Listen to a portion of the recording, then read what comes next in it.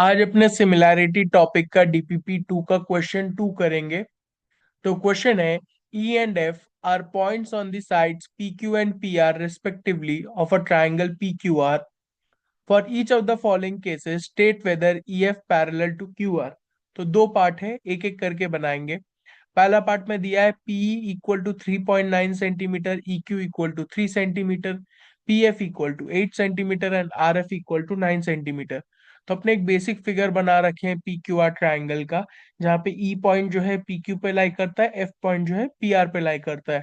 अपने को चेक करना है कि ई एफ और क्यू आर पैरेलल है या नहीं।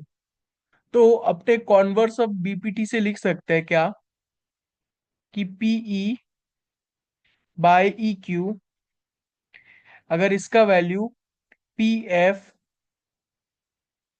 बाय एफ आर के बराबर आ गया, तो अपने लिख सकते हैं ये इंप्लाई करेगा क्या, E F parallel to Q are.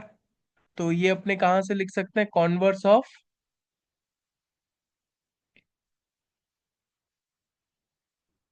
BPT का। तो बीपीटी का कॉन्वर्स है। तो अपने बस ये दो पार्ट में चेक करेंगे क्या, कि पी बाई ई क्यू का value P F by F R के वैल्यू के बराबर है या नहीं। तो अपने पहला पार्ट करते हैं। तो पहला पार्ट में पी बाई ई क्यू, पहले अपने ये सॉल्व करेंगे।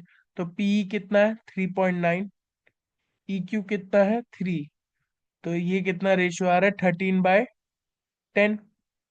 और फिर P F by F R, तो P F by F R, तो P F by F R निकालेंगे तो पी एफ कितना है 8, एफ आर कितना है 9।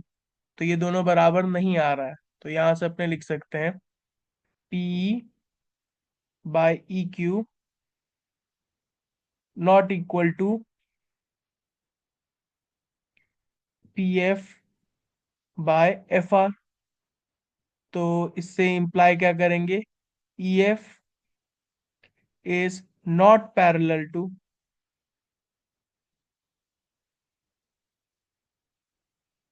Q R. तो ये अपना पहला पार्ट हो गया। दूसरा पार्ट करते हैं। तो दूसरा पार्ट के लिए अपने देखते हैं कि क्या क्या वैल्यूज अपने को पता है। P Q equal to 1.28 centimetre, P R equal to 2.56 centimetre, P E equal to 0.18 centimetre and P F equal to 0.36 centimetre. तो अगर अपने ध्यान से देखें तो यहाँ पे अपने को पीई पता है, पर ई क्यू डायरेक्टली नहीं दिया। ई क्यू यहाँ पे डायरेक्टली नहीं पता, पर अपने को पता है पी क्यू। अगर अपने फिगर को ध्यान से देखें तो पी क्यू को क्या लिख सकते हैं, पीई प्लस ई क्यू। तो अपने को पी क्यू दे रखा है 1.28 और पीई दे रखा है 0.18। पी क्यू दे रखा है 1.28, पीई अपने को दे रखा है 0.18। और यहाँ से अपने ई क्यू फाइंड कर लेंगे। तो यहाँ से हम लोग का ई क्यू कितना आ जा रहा है, 1.28 माइनस 0.18, ये आ जा रहा है 1.1 सेंटीमीटर। और सेम तरीके से अगर अपने देखें, अपने को पी आर दे रखा है और पी एफ दे रखा है, पर एफ आर नहीं पता। तो एक काम करते हैं, अपने लिख सकते हैं फिगर से P R equal to P F plus F R. तो अपने को पी आर का वैल्यू पता है, पी आर का वैल्यू कितना दे रखा है, पी आर का वैल्यू है 2.56।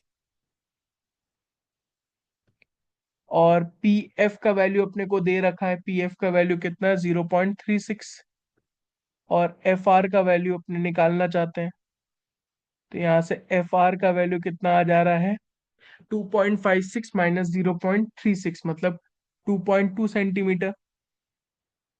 तो अगर यहाँ पे अपने रेशियो लें, तो अपने वापस से यही रेशियो लेंगे पीई बाई ई क्यू और P F by F R का। तो पीई बाई ई क्यू, तो पीई कितना है 0.18 और ई क्यू अपने निकाल लिए थे 1.1। तो इसको अगर अपने सिंप्लीफाई करें तो इसको लिख सकते हैं 18/110। 100 मल्टीप्लाई कर दिया ऊपर नीचे, तो ये आ जा रहा 9/55। ठीक है। और अगर अपने दूसरा वाला पार्ट लें, वो है PF/FR। तो PF/FR, तो ये कितना आ रहा है? पीएफ कितना है हम लोग का? पीएफ है 0.36। और एफआर कितना है? एफआर है हम लोग का 2.2। तो ये आ जाएगा 36/220। और 36/220, और इसको भी अगर अपने सॉल्व करेंगे तो ये भी कितना आ जा रहा है? 9/55। तो दोनों हम लोग का रेशियो सेम आ रहा है। तो यहाँ से अपने लिख सकते हैं PE, therefore PE/EQ equal to PF/FR। तो ये इम्प्लाई क्या करता है? पीई बोल रहे हैं, EF is parallel to QR। तो अपने दोनों केसेस कर लिए हैं।